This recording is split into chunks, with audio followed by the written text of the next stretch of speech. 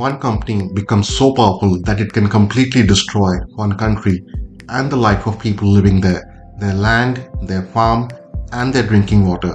I mean, literally poison everything. Not thousands, but lakhs of people in this country are now suffering from cancer and other diseases only because of this one company. And then this company becomes so powerful that anybody who raises voice against them is either sent to jail or killed. The world's most powerful people and even the so-called royal families support this one organization. And with the help of media propaganda and their wealth, they are able to hide all their sins. The truth is, in today's video, we will be telling you about this company and its people. This company, to make billions of dollars, destroyed the life of not thousands but lakhs of people living there. Our story starts in the 19th century. In 1833, a very powerful and wealthy man in London called Samuel was in the business of importing and exporting seashells. In 1870, after his death, his two sons took over his business empire. His eldest son Marcus started the business of oil and petroleum.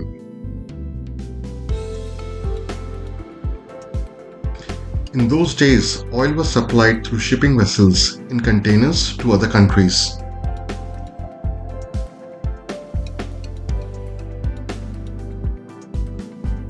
Marcus designed oil tankers so oil can be transported directly to ports. These oil would be transported via shipping vessels to countries such as Thailand and Indonesia via Suez Canal. These countries in the 19th century was under the British Empire. This was the first time oil supplies started through sea in Asia. Marcus saw this as a big business opportunity as he was making millions of dollars. In those days, there was another company that was trading in oil, and that was Standard Oil, owned by the Rockefeller family. But the Rockefeller family was only transporting oil till Europe. And when they came to know Marcus is trading oil in Asia, the Rockefeller family offered Marcus to export Standard Oil as well. Marcus rejected this offer.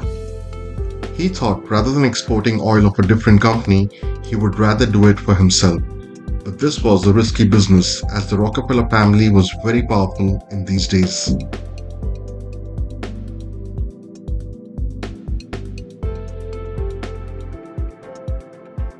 Marcus took that risk. In 1907, with the collaboration of Royal Dutch Petroleum, Marcus started his own company by the name of Shell.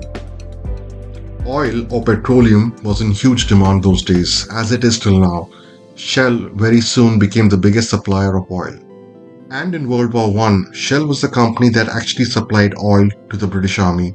And many sources say without the help of Shell, the Allies would not be able to defeat the German army.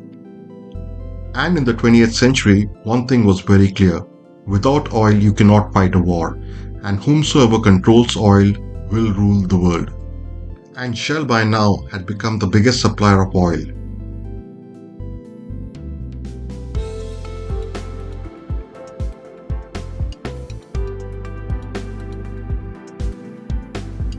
But the biggest problem running an oil company was, you cannot just start an oil company without government approvals. You cannot increase or decrease oil supply at your own will. And for production, limited countries have oil reserves, and to refine oil is a very expensive process. And the country that had oil reserves in the 19th century were very protective to share their natural resources. So Marcus came up with an idea. He had to find a country that had huge oil reserves. The country has to be poor, and a country with corrupt political leaders. And all these conditions were met in the most resourceful region of Africa, that was Nigeria. The biggest oil reserves found in these days were in Nigeria. So looking at this opportunity, Shell set up its company in Nigeria in the year 1940. And this beautiful country fell into the oil trap because of money, greed, and its corrupt political leaders. Shell partnered with the Nigerian government, so nobody can come between their greed to make billions of dollars. Even if that poisons drinking water or water used by farmers. The rivers were completely filled with oil. Even taps that supplied drinking water was mixed with oil.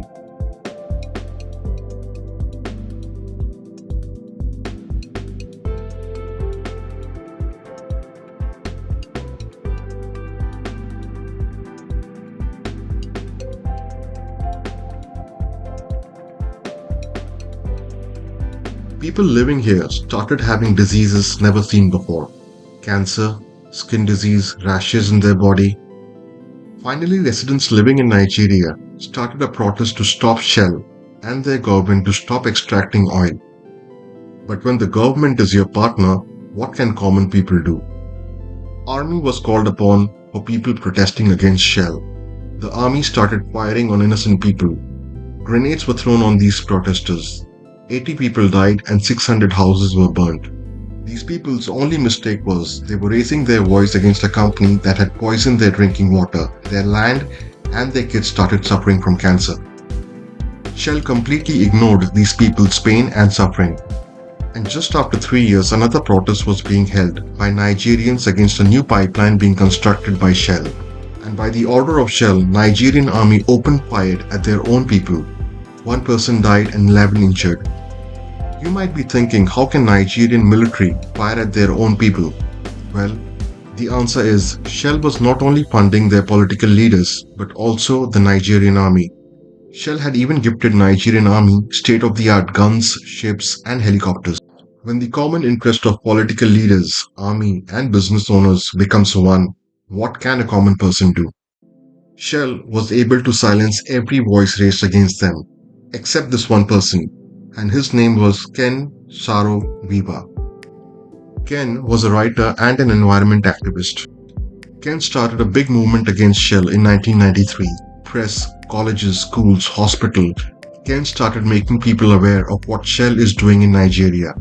Ken had only one mission: to throw Shell out of Nigeria. Shell even tried to bribe and threaten Ken, but they were unsuccessful. Ken also had a huge crowd backing and supporting him in his mission. So it was not easy for Shell to stop Ken. Ken and his followers would also stop tankers carrying oil.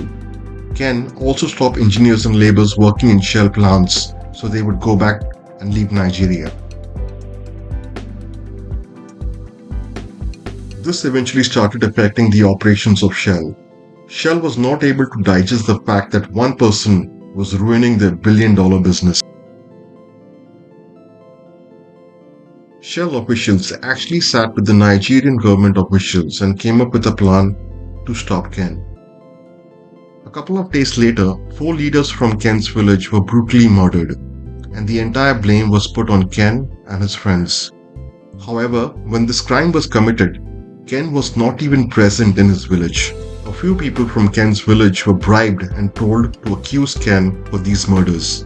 And just after 1 year, on November 10th, Ken and his 7 friends were accused of this crime that they had not committed and were hanged till death. The message was very clear: nobody can go against Shell. The family of these people registered a case against Shell in Netherlands. After 22 years in 2017, it was confirmed that Shell had actually bribed the witnesses to give false testimony in this trial that led to the execution of these men. Shell just had to pay a fine of $15.5 million for this, and the case was settled. In 2018, a private property data was leaked in Dubai, as per which $1.3 billion oil deal involving Royal Dutch Shell may have spent on luxury properties in Dubai. Finances uncovered found that this property was actually gifted to the Nigerian petroleum minister. In fact, Shell also paid media companies in advertising fake ads showing how Shell is environmental friendly.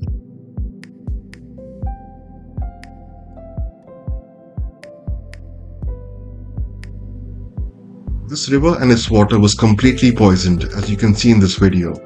The farmland connected near this river was completely ruined. People living in this area did not even have proper drinking water. Shell's answer to this was the leak of this oil was due to the mistake of local Nigerian workers. In fact, in 2011, a study was published which said babies in Nigeria are at double the risk of dying before they reach a month old if mothers lived near the scene of an oil spill before conceiving. And even if they do survive, it's very likely that they would be either physically or mentally disabled when they grow up. Now, in fact, there are many group of people fighting against Shell in Nigeria. It's like a civil war situation there.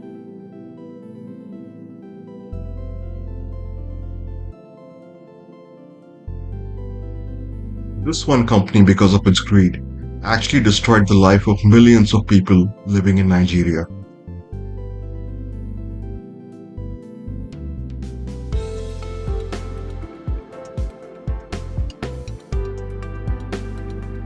There are many more such secrets that we will be uncovering in our videos in future, so please do subscribe to our channel and share this with your friends and family. Thank you.